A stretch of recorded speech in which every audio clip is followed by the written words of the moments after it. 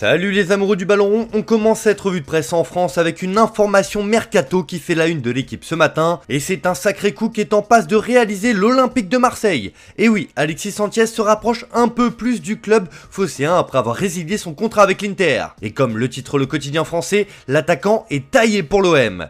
Le Chilien, libéré de son contrat avec l'Inter, est espéré à Marseille, un renfort d'expérience et de caractère pour l'équipe d'Igor Tudor. Forcément, il fait aussi la une de la Provence ce matin qui rapporte que Sanchez est aux portes de l'OM. Il est attendu dans les prochains jours sur la Canebière pour signer son contrat. En tout cas, ça sent bon pour l'OM. On file en Espagne où la Super Coupe d'Europe est déjà dans toutes les têtes à Madrid. Demain, le Real Madrid affronte l'Eintracht Francfort et les merengues ont déjà des ambitions énormes pour leur premier match officiel de la saison. C'est simple, comme l'indique AS sur sa couverture, les Madrilènes visent les 100 titres. C'est le nouveau défi. Madrid commence le sprint vers 100 trophées avec la Super Coupe contre l'Eintracht. Ils en ont 97 contre 96 pour le Barça. Aucun club n'a jamais atteint ce chiffre dans le football mondial. De son côté, Marca demande à Vinicius Junior d'être à nouveau au rendez-vous dans un match couperé. Il arrive à la Super Coupe d'Europe en tant que superstar. Son but en finale de la Ligue des Champions a donné aux Brésiliens un nouveau statut sportif et commercial. L'Europe est prévenue, le Brésilien va marquer de son empreinte cette nouvelle saison.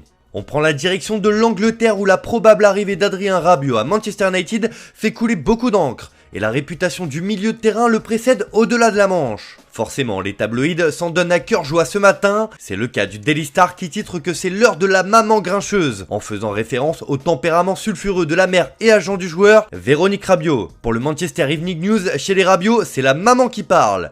Manchester United accepte le deal avec Rabiot, il faut maintenant convaincre sa mère. Le Daily Mirror s'en amuse également avec ce Mamma Mia placardé sur sa couverture. Mais le quotidien donne des précisions sur le transfert qui se profile. Manchester négocie avec la mère de Rabiot au sujet d'un transfert de 18 millions d'euros pour la Juventus avant de jeter son dévolu sur Arnautovic, l'ancien attaquant de Stoke et de West Ham. Pour The Guardian, cela n'empêche pas les Red Devils de continuer d'espérer pour Frenkie de Jong. United se rapproche de Rabiot tout en poursuivant de Jong. Les Mancuniens ont décidé de passer la seconde sur leur mercato, notamment au milieu.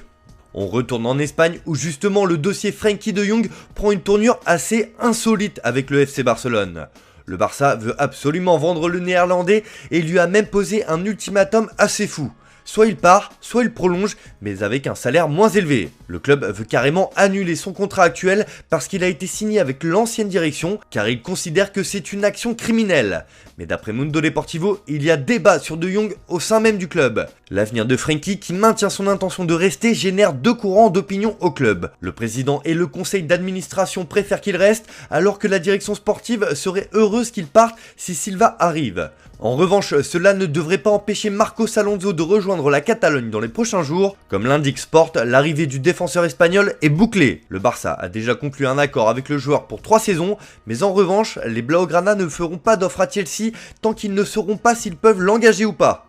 En effet, le Barça doit boucler plusieurs départs avant de recruter et tout semble lié au dossier de Jong. Mais au-delà du Barça, cela pourrait avoir un effet domino partout en Europe. C'est ce qu'indique le Manchester Evening News sur son site internet qui reprend les informations d'un journaliste espagnol. Si De Jong part, le Barça va se jeter sur Bernardo Silva, un dossier déjà dans les tuyaux depuis plusieurs semaines. Sauf que l'avenir de Frenkie de Jong ne s'écrirait pas forcément à Manchester United, mais plutôt à Paris. Une destination qui pourrait s'avérer bien plus intéressante pour le joueur formé à l'Ajax. Bonne nouvelle pour les Parisiens, pas forcément, puisque la troisième opération serait un départ de Marco Verratti pour Manchester City, où il remplacerait donc Bernardo Silva. Le joueur a toujours beaucoup plu à Pep Guardiola, qui pourrait donc passer à l'attaque d'ici la fin du mercato. Bref, c'est un sacré micmac qui est loin d'être terminé. On termine ce tour de la presse en Italie, où là aussi le mercato fait les gros titres, et pour la Gazzetta dello Sport, tout est ouvert. Notamment pour deux dossiers bien précis, celui de Skriniar qui est dans la balance, Inzaghi est inquiet, la cour que le PSG fait aux Slovaques fait peur. C'est Zhang qui aura le dernier mot. Akanji est dans le viseur pour le remplacer, pour la Juve, Depay est la cible. La vieille dame pousse pour le néerlandais du Barça alors que Kostic devrait arriver à Turin aujourd'hui. C'est ce qu'annonce Tuttosport aussi sur sa couverture en interpellant Massimiliano Allegri. Max, il y a Kostic pour toi. Et pourquoi pas Leandro Paredes également. L'Argentin est ciblé par la Juve, mais le PSG est face à un dilemme avec son milieu de terrain, comme l'indique le Parisien. Si l'Argentin pourrait faire les frais de l'arrivée prochaine de Fabian Ruiz au milieu de terrain, il garde une place importante dans le vestiaire parisien et un profil potentiellement précieux. Courtisé par la Juventus, son avenir reste incertain. Et oui, le mercato est encore long. Voilà, c'est tout pour aujourd'hui, bonne journée à tous, on se retrouve cet après-midi pour le JT Foot Mercato.